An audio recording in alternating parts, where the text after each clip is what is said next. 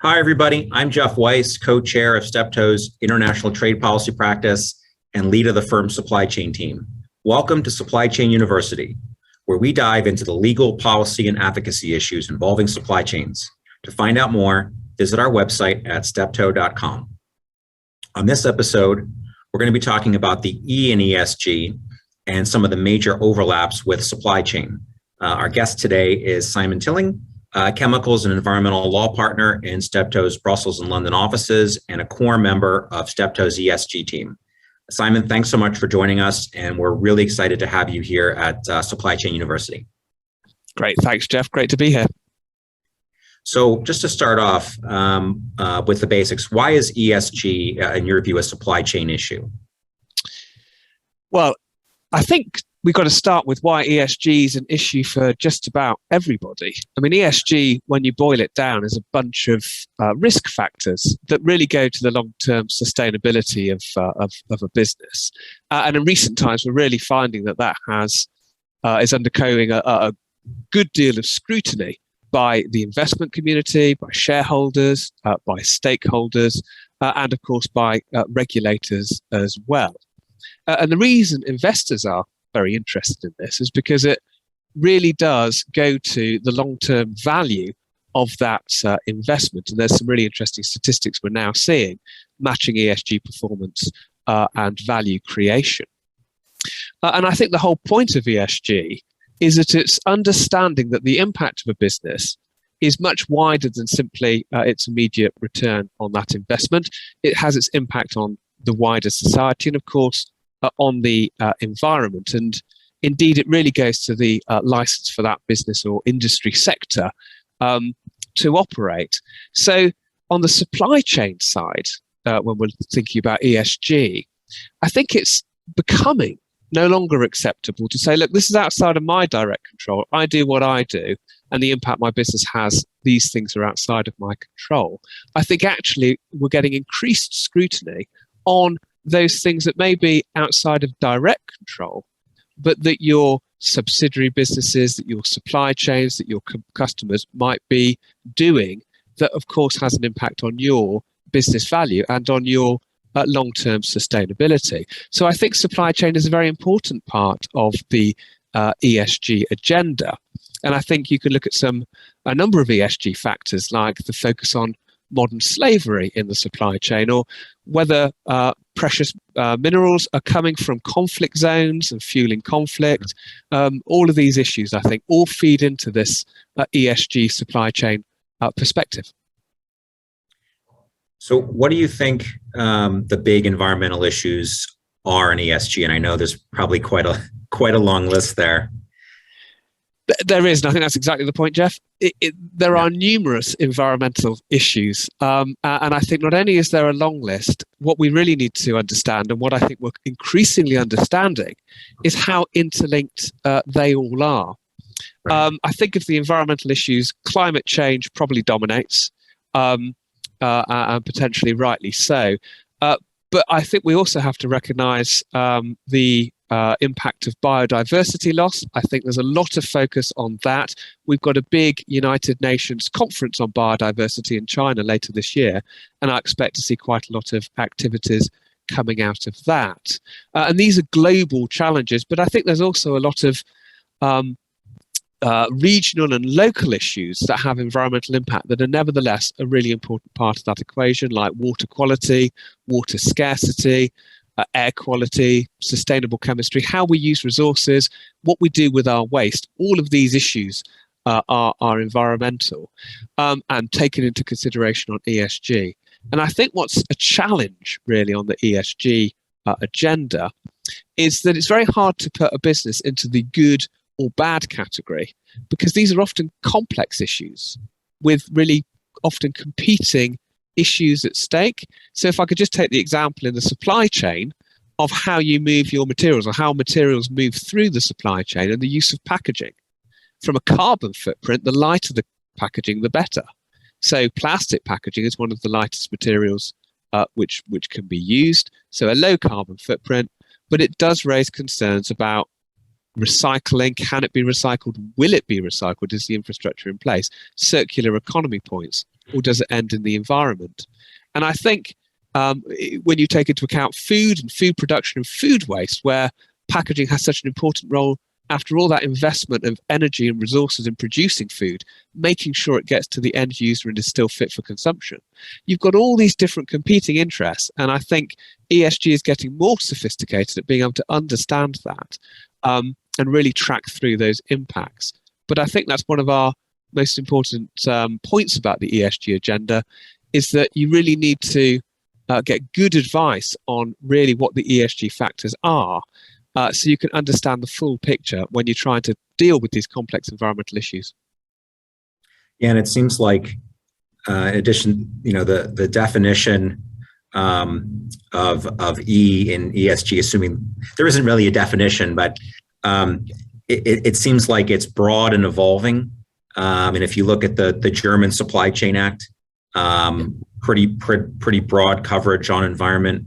If you look at the Biden administration's 100-day supply chain report, they talk about using sustainability standards as ways to improve supply chain resilience.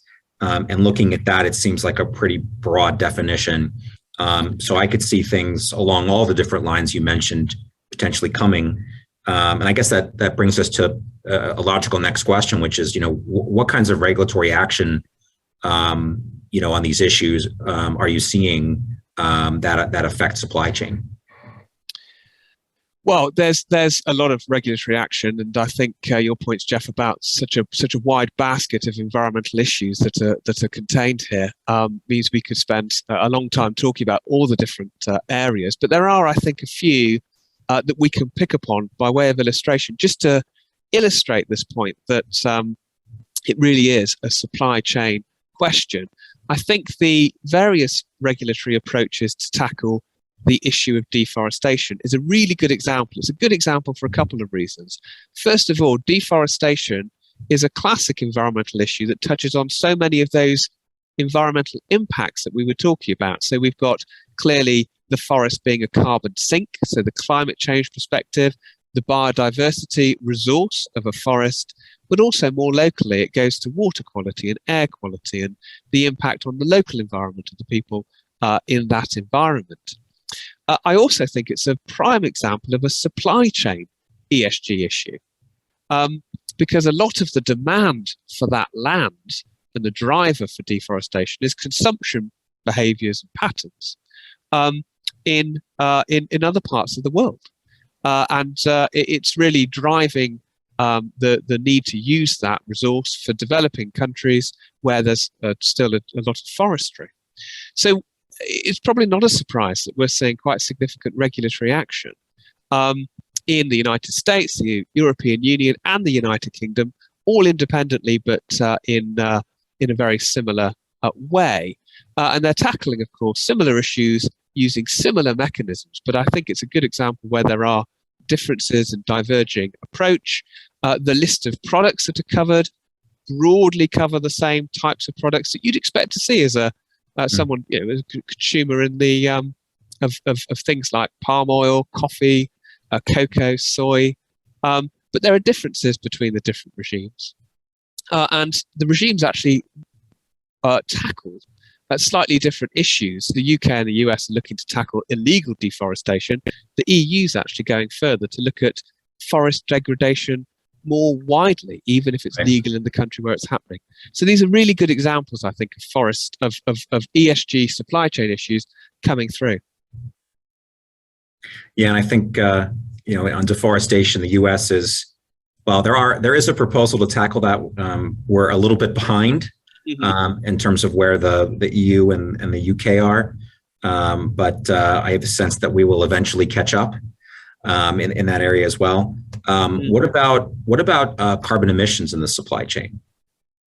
Well, I think carbon emissions is probably one of the really big issues, and that gets us into a whole conversation about these scope emissions. And I think it's probably worth just a quick understanding of that.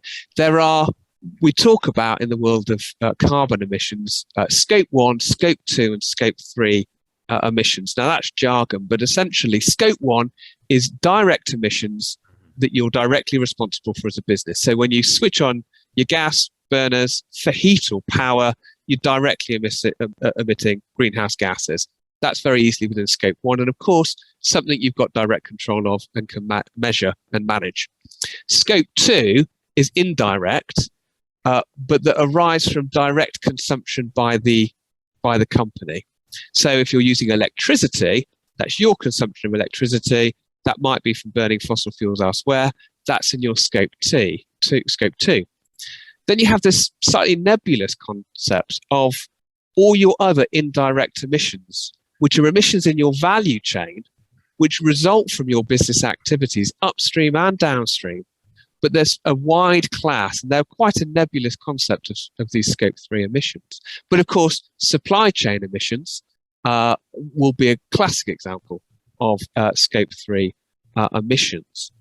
On Scope 1 and Scope 2, we've got numerous regulatory regimes that already deal with those. Certainly in Europe, we've had quite a lot of mandatory reporting. We've had our emissions trading scheme, which of course is based on actual Scope 1 emissions.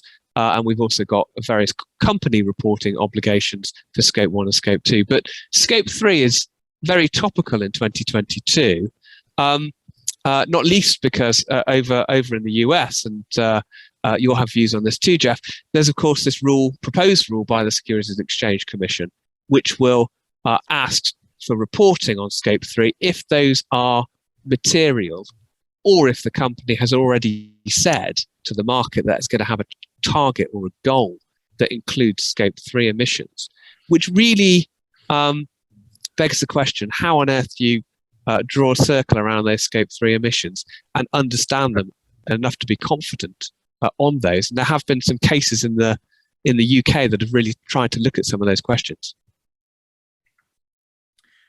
Yeah, and I think, as you said, in the U.S. we're a little bit behind, but we are looking at those things, and I can say that there are a lot of clients that are interested in this as well.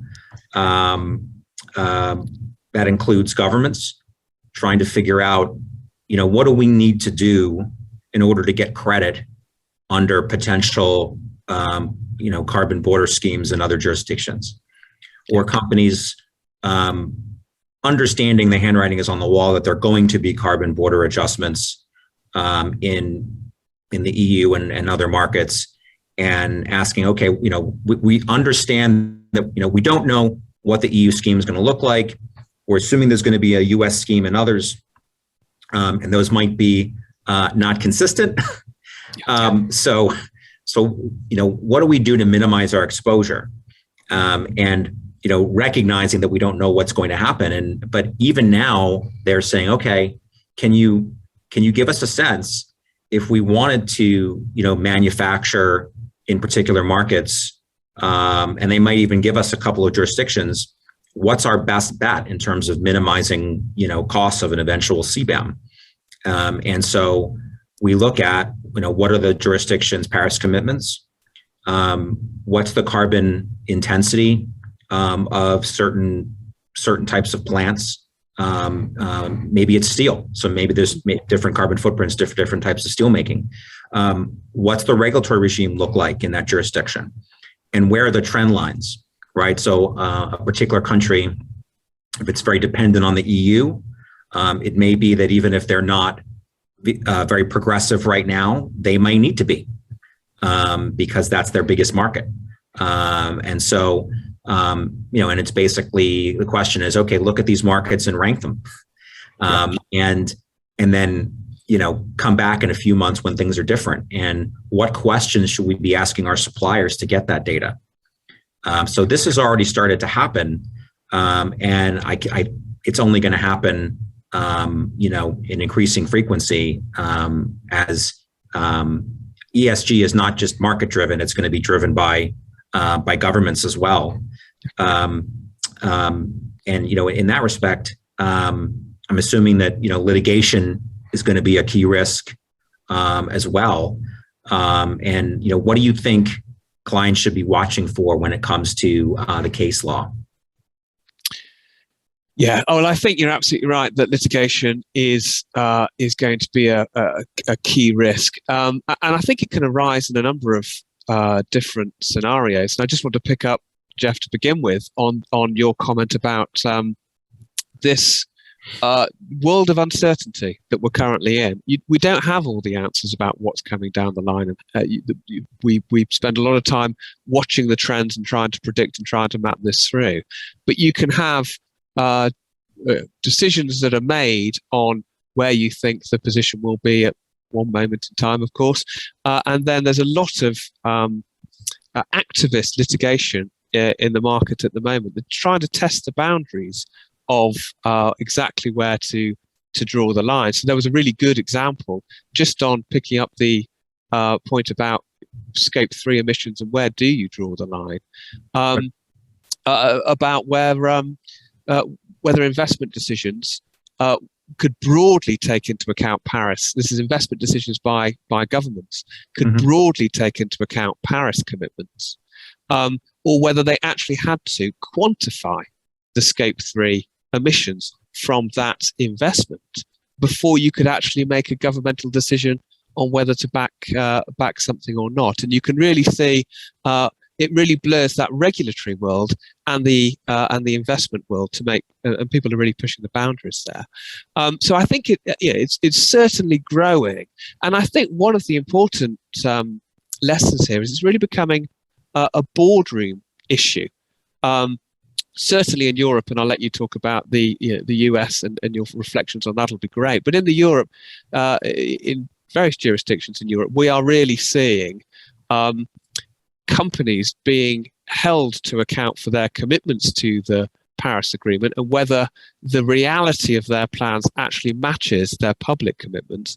And in fact, only this year, we've seen the first steps of legal proceedings against Shell by legal activist Client Earth, who are actually taking the directors of Shell, or taking the first steps of a potential action against the directors of Shell for having broad Paris goals, but actually not having a plan that's consistent with delivering them.